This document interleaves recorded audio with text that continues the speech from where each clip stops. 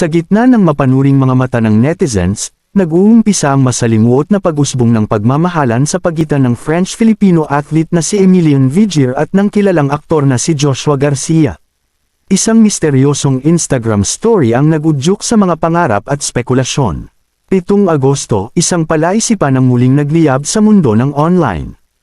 Isang larawan ng mixing pares ng kamay na nakatapat sa kamera, tila naghahayag ng matinding damdamin.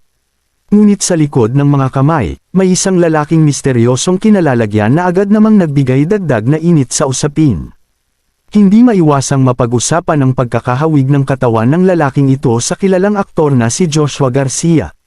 Matapos ang sunod-sunod na pagtatangkang manghuli ng mga detalye mula sa mga IG posts, unti-unti nang nabubuo ang isang eksklusibong koneksyon sa pagitan ng dalawa.